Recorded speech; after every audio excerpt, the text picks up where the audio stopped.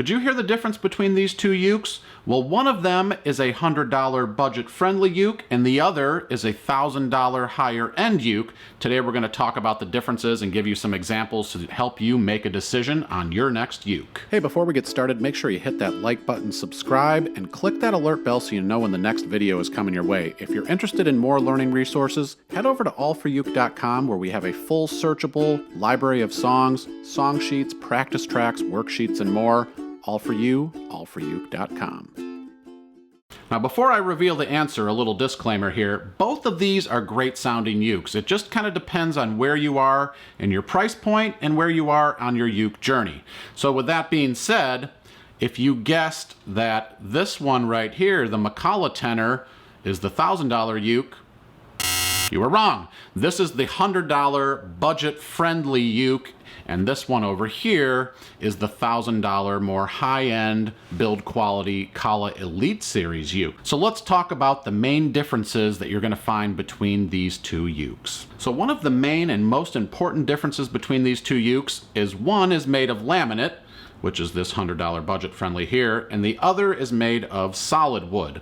So with the difference between a laminate and solid wood is mainly going to be in the sound quality. So a laminate over time will most likely kind of sound the same or kind of depreciate in its sound quality, whereas a solid wood continues to age and sound better. So with an all solid body construction here with this uke, over time, this wood starts to breathe more and kind of come into its own and really starts to open up and sound better. So the long-term effects of having a nicer sounding uke are that you're going to get a better quality sound over time. So in addition to the difference in wood, there's also the craftsmanship to keep in mind. So this budget-friendly uke may be made in a factory somewhere around the world, and maybe it just doesn't get as much love as this one over here that actually is made by hand, and it's made by a luthier. The craftsmanship and hours involved and every detail being put into consideration and really thought through, that makes a big difference in the sound quality. It makes a big difference in the feel of the instrument, and all kind of plays into that factor in the price comparison between these two ukes. So another thing to keep in mind are the components that go into the uke. So on the more budget-friendly uke, well, you're going to get kind of less expensive components to it. When we talk about the bridge being made of plastic, the nut up here being made of plastic, those kind of keep it on the more budget-friendly end. And they also really play into the sound quality as well, because that's where the strings rest. Also here, you kind of have little pieces of plastic that sit up on top of the headstock on the tuning heads. And also just the tuning heads in general here. On this one, I would say these are actually pretty decent tuning heads for a $100 ukulele, but over time, you will notice, if you have this uke for several years, some of the screws may come loose. You might find that it's a little harder to keep in tune. Some of those things do play factor as you go over time here. Another thing that I want to talk about a little bit is kind of the innards of this uke. And you don't really look inside the sound hole of a ukulele often, but if you were to look inside of here, you'll notice some of the imperfections in the bracing and kind of some of the binding on the inside here also helps project the sound. So kind of some of the thinner, more plywood type pieces of wood that go on the insides are a little bit on the more budget-friendly side as well, but those are also going to play factor into the sound quality. Now let's talk about some of the components that go into the higher end Elite Series uke. So with this one, you have a new bone bridge, which is going to sound a lot better than the plastic one. And you actually have a bone nut up here, which again, plays a big factor in the sound quality because the strings rest on these components of the uke. Another factor here is the tuning heads. These are open gear tuners on here, and they're just a better quality tuner. In my hands, they just feel like there is a little less give to them. They feel kind of nice and tight as I turn them, and they stay when I move them. And I think that's a big factor in holding tune.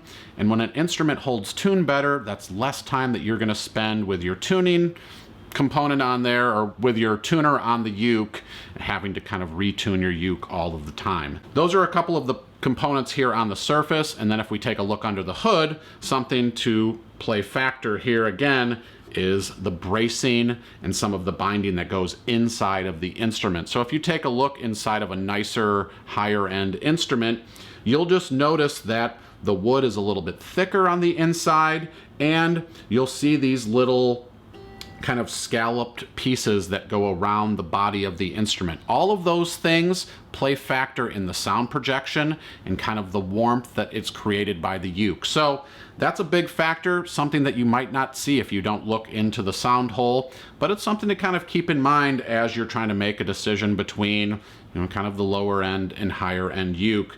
Is under the hood, just like with cars, sometimes it's the engine that drives everything.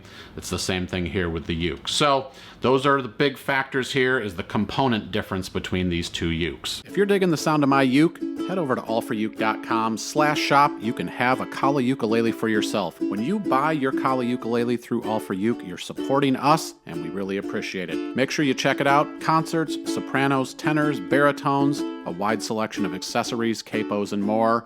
All for you, allforuke.com/shop.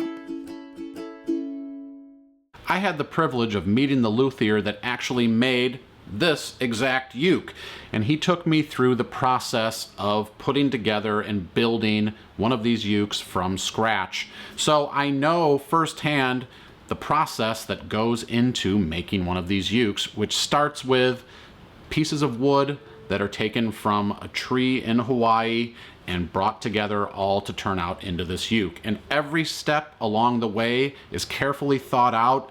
Every little detail is looked over and looked over again. The conditions are kept perfect so that there are no changes in the environment for this uke and the wood. So all of these things play a big factor into the finished product. Whereas if you take a laminate uke that may be coming out of a factory, you don't necessarily have that care and attention that goes into the uke. Now sure, they look them over and they get inspected, but are they really taking the time to go through and really kind of get in the very little minute details of the uke? Well, probably not so much. So the craftsmanship and the care and the love that's given by a person into an instrument really does show in the character and the quality of the instrument when you play it. Now I'm going to play both of these ukes, and I want you to listen to see if you can hear the difference in the sound quality between both of them.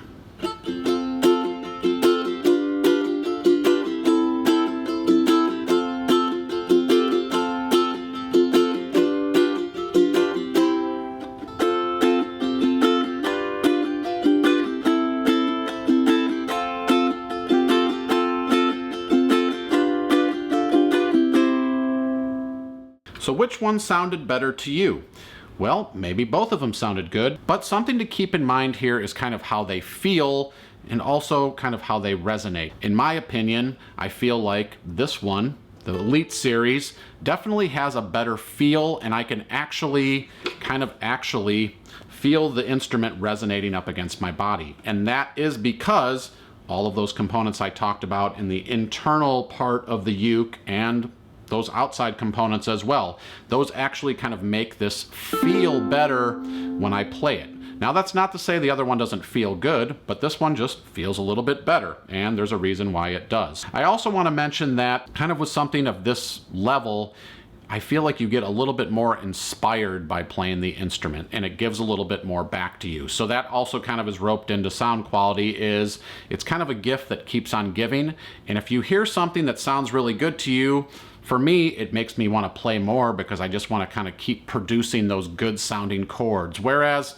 sometimes with the budget-friendly uke, you play it, you might be playing it right, and it's just not giving back to you as much. So maybe you want to set it down and not practice as much because it just doesn't sound great to you. Now I know this may have sounded a little bit like a sales pitch for this higher end uke, but there's a lot of reasons why this budget-friendly uke might be right for you. Maybe you're just starting off, kind of introduction to uke, and you just kind of want to take a dip into the water a little bit. Well, there's a great $100 uke that you can grab. It's kind of a low expense risk that you can take just to kind of see if uke is right for you. Maybe it is, maybe it isn't, but It'll kind of get you there and let you know that, hey, I'm interested in this, and then you can always upgrade. So it's kind of the gateway drug to the next uke sometimes. When you get that budget-friendly one, you play it, and then you sort of feel like, hey, I've earned myself a new uke. I've earned myself getting that higher end uke that's gonna kind of give back to me. And then maybe you take that budget uke and you do the right thing and you pass it off to maybe your child or a friend or somebody else who's interested. So I always say you can never have too many ukuleles, but seriously, when you look at the budget-friendly, it's not a bad purchase to kind of start off. Maybe it's something you're going to be traveling with, camping with.